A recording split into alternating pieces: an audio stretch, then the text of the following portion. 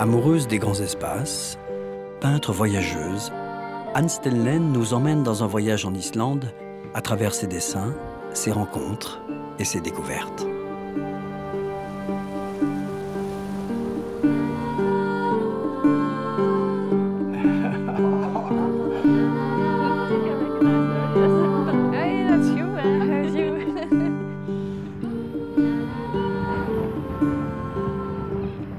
Pays de glace et de feu, l'Islande se situe tout au nord de l'Europe, à proximité du cercle polaire, 66 degrés nord. Un pays de 300 000 habitants, dont une grande partie vit dans la région de Reykjavik, sa capitale.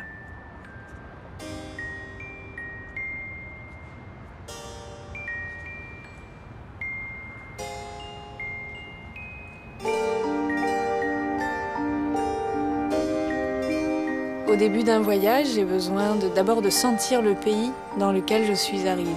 Écouter un peu les gens parler de nouvelles langues, regarder leur façon de marcher, de s'habiller, sentir un peu le paysage. Et ensuite seulement, je vais avoir envie de dessiner.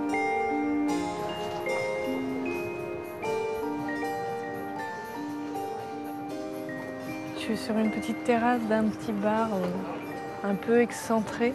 Et puis alors l'endroit en terrasse, c'est l'idéal pour faire tout ce qui est perspective et tout ça. Et tu es au-dessus là dans ton petit terrier, ton petit nid, et puis tu regardes ce qui se passe. Et ça, c'est génial. C'est vraiment le poste d'observation idéal. J'aime bien ce genre d'endroit où tu te sens un peu en famille, où c'est assez petit, où tu es à l'aise pour dessiner. Parce que quand tu voyages toute seule, tu es un petit peu chat de gouttière.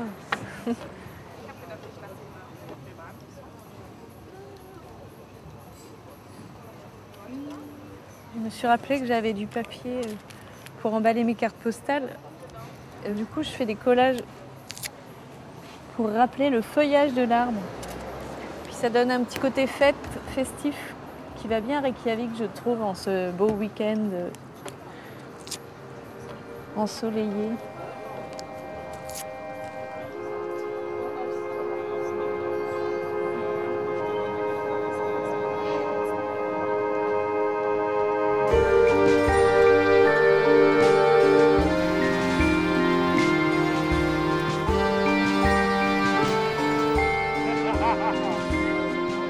Reykjavik, petite localité du bout du monde qui, en 20 ans, est devenue une ville ultramoderne, capitale du pays le plus prospère d'Europe.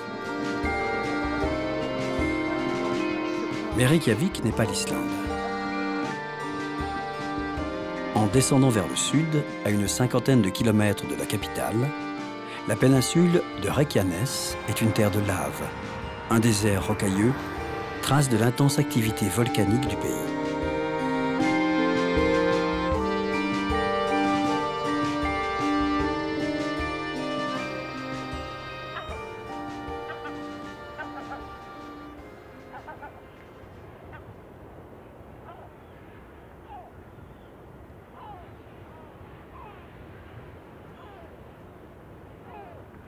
L'Islande est une terre jeune et encore bouillonnante.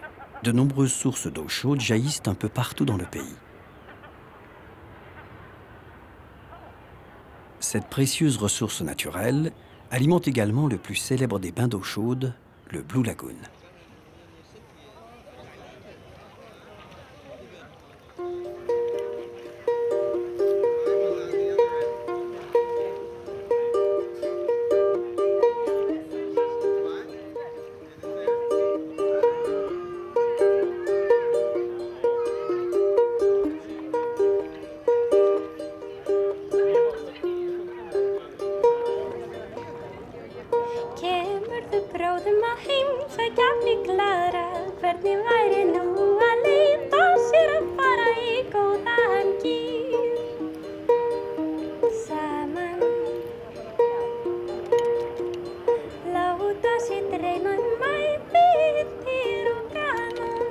Je crois que je vais craquer, je vais aller à l'eau après.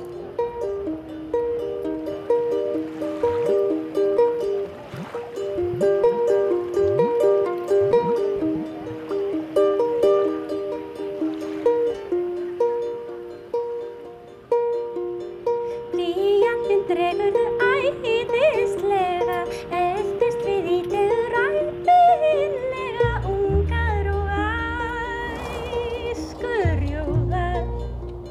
Plus à l'intérieur, à proximité du glacier Langjökull, Anne se rend dans la région de Reykholt pour rencontrer Pål Gudmundsson, surprenant artiste islandais.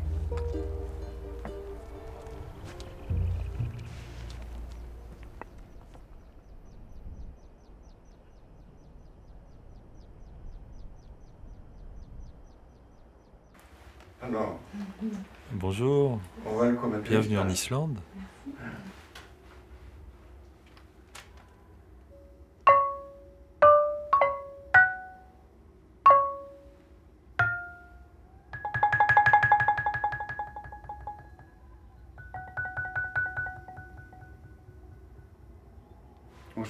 Là, il y a un visage, Ça, c'est les têtes que vous avez. une femme qui chante. C'est génial.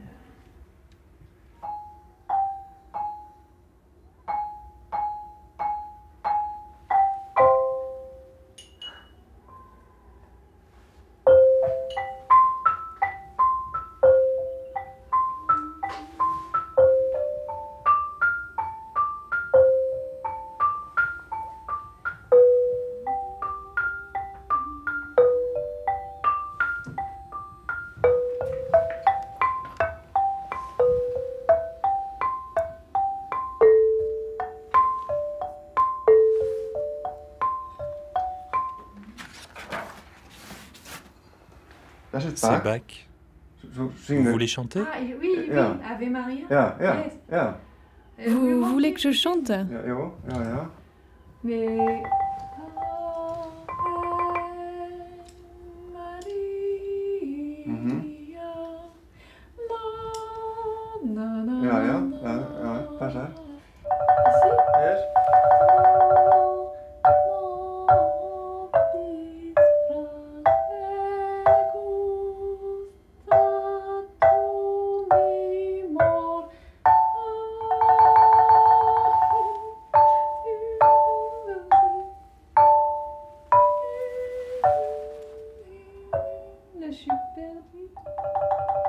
Je suis particulièrement inspirée quand il y a de la musique. C'est peut-être pas le même langage que la peinture, mais malgré tout, ça se parle bien. Il y a un répondant. Moi, je dessine et j'entends cette musique. Ça m'aide beaucoup pour la peinture. Yes. Right. Thank you.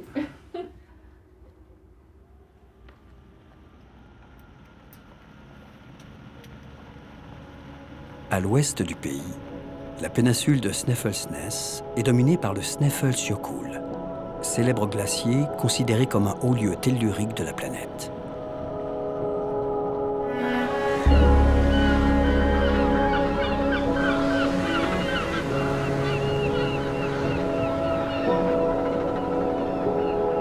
C'est au pied de ce glacier que Jules Verne situe l'action de son roman « Voyage au centre de la Terre ». Le héros accède aux entrailles de la planète par le sommet du glacier.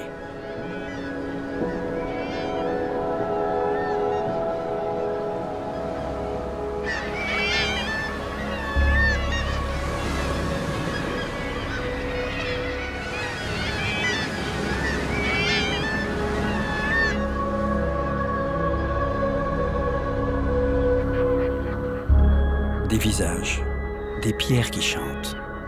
Ne dit-on pas en Islande que le peuple invisible et sacré des elfes vit dans la roche?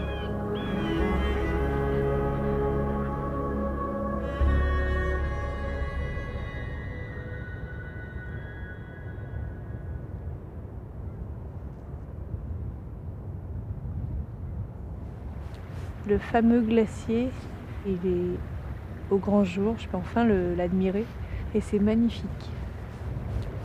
Et comme il est 11h30 du soir, je vais quand même rentrer me coucher, je crois.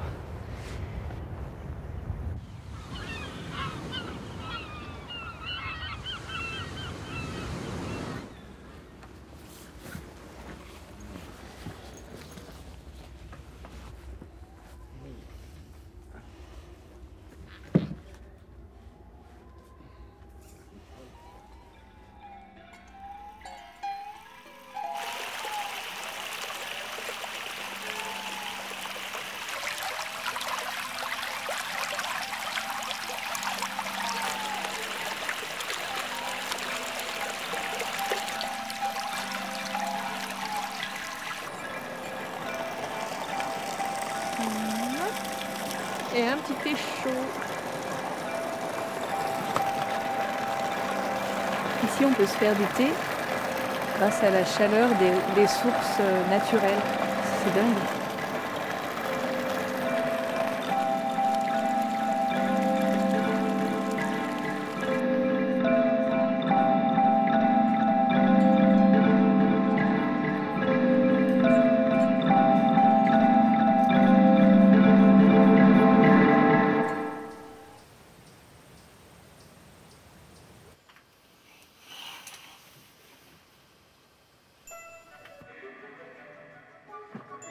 Au pied du Snæfellsjökull, Kristin Johansson a aménagé une partie de sa maison pour accueillir les voyageurs. Anne y a passé la nuit. J'adore cette salle de bain en pleine nature, là, il n'y a pas de mur, c'est vraiment la salle de bain idéale pour moi.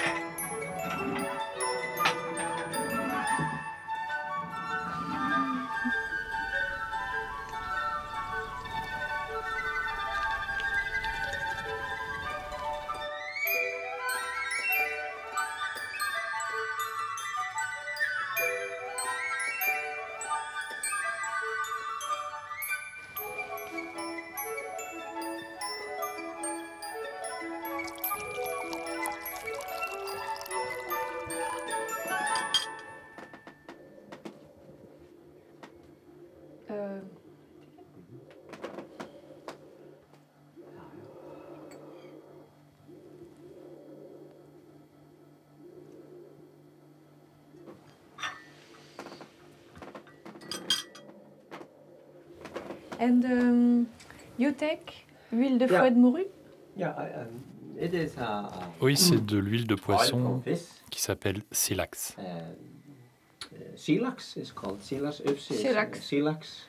And you take with a Small spoon, yes. Une petite cuillère, oui.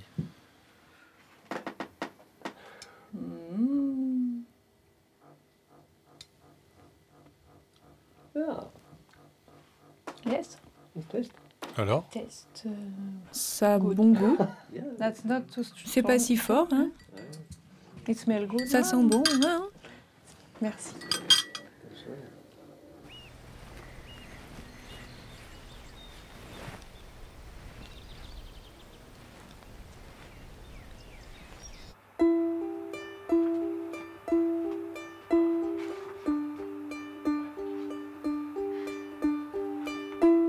My name is Kristin Johansson. Je m'appelle Kristin Johansson. And I'm born at this. Et je suis né dans cette ferme. My family has lived here. Ma famille vit ici depuis le siècle dernier.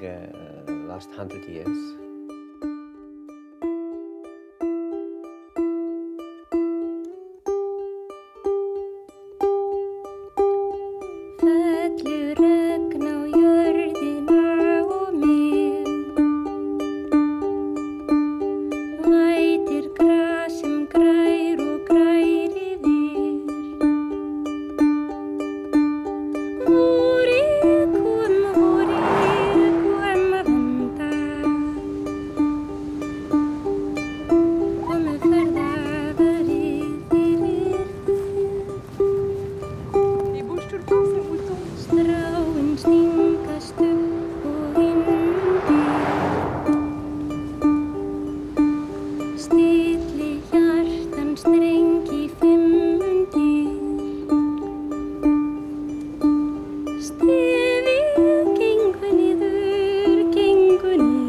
Continuant plus au nord, Anne s'embarque pour 2 heures de traversée. Elle va rejoindre les fjords du nord-ouest, une des régions les plus reculées d'Islande.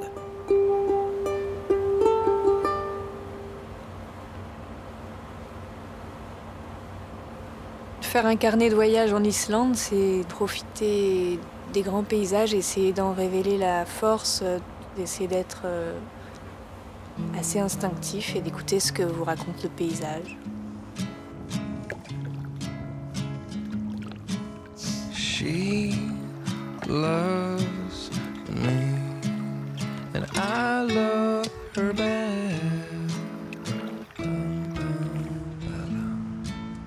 Au bord de cette route isolée qui traverse les fjords, Anne découvre un refuge.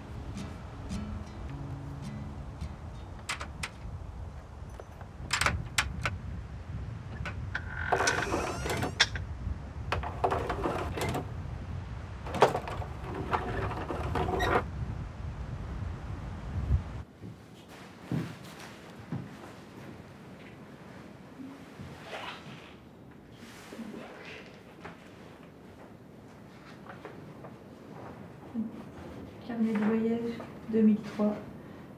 Alphonse qui écrit Out of Time, hors du temps.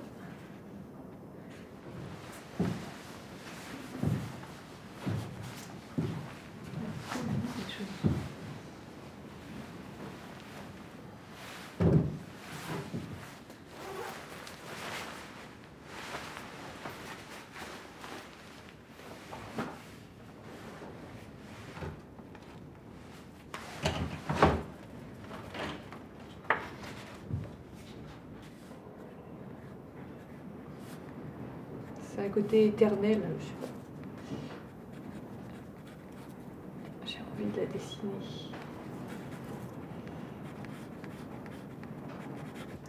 Voilà, je suis venue là pour aller voir les phoques en fait tout au nord des fjords du nord-ouest. Et on est l'été, on est en juin. Et en principe, en hiver, ces routes sont fermées. Mais si tu t'y aventurais pendant une grosse tempête, tu pourrais toujours te réfugier ici.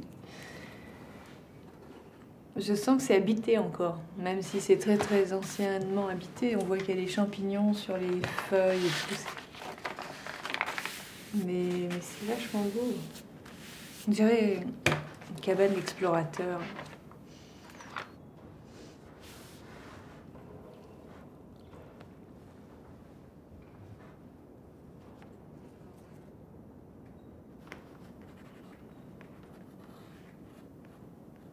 Il y a une mouche, non? Ouais. Ouais, je suis pas toute seule.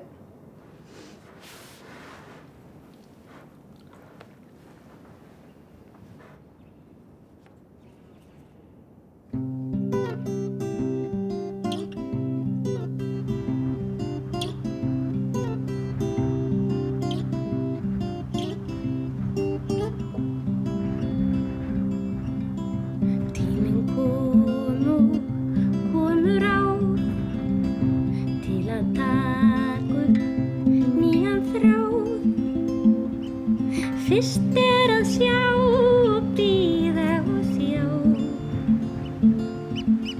Svo fer hugurinn loks á stjá. Aftur svífa englar og dárar hjá.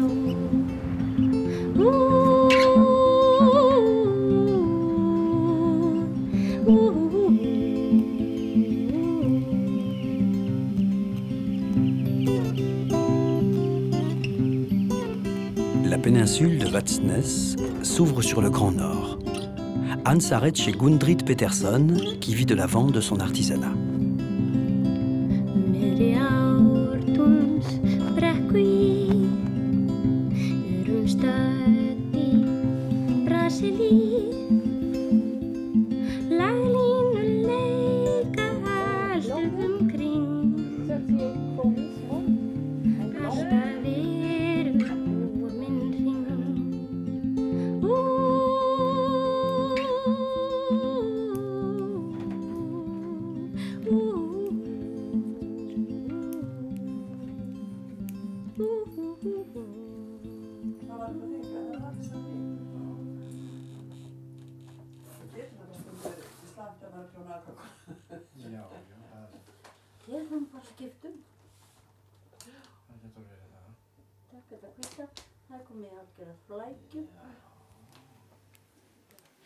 Það er komið hérna með 2 kaðla. Það sést ná betur þegar maður er eitthvað lengra.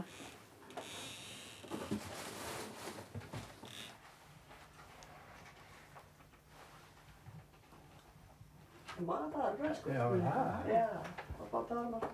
Það er alltaf orðið peysa, það heitir ekki á íslensku, en við notum alltaf orðið peysa.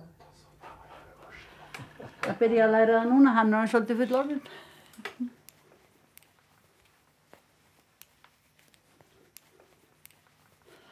Ég veit ekki hvað verður úr þessu.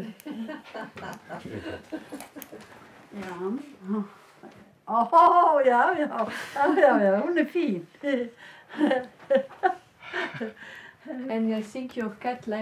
Et je pense que votre chat aime la peinture. Regardez-le, il mange mes peintures.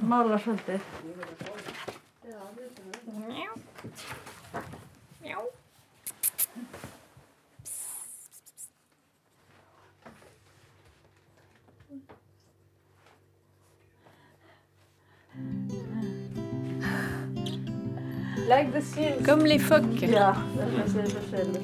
Pendant des rencontres comme ça, c'est là que mon carnet a vraiment de la vie. On ressent bien l'âme des dessins, ce qui s'est passé, ce qui s'est dégagé pendant la rencontre.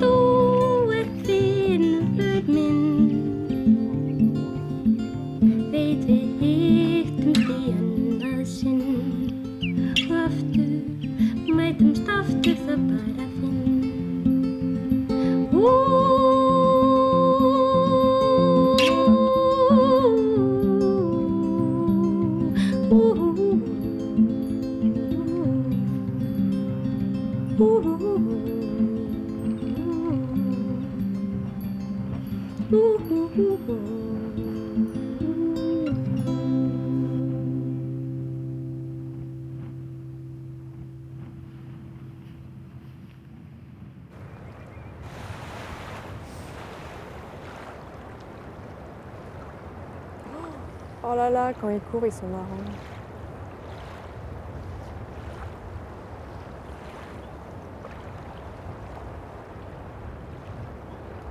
Oh, c'est magnifique. Là, je voyais bien son museau. Il y en a au moins une centaine. La plupart font la sieste. Et puis parfois, il y en a un qui se roule sur le dos comme un chien. De bonheur. Pour dessiner en animalier, il faut vraiment être très discret. Ne plus bouger, ne plus parler, observer et se prendre pour l'animal qu'on observe. En fait, les phoques m'observent plus que je ne les observe, je crois. Ils passent faire des tours, là, des rondes en nageant.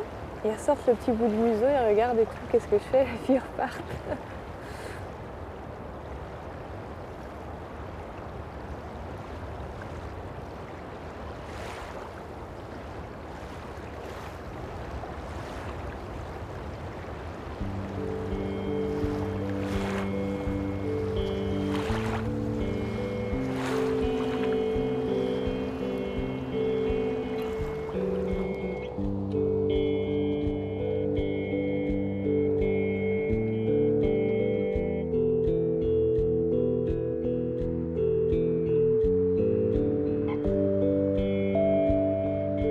En Islande, j'ai plutôt l'impression qu'il y a d'abord la nature et par-dessus quelques humains qui sont venus vivre assez isolément.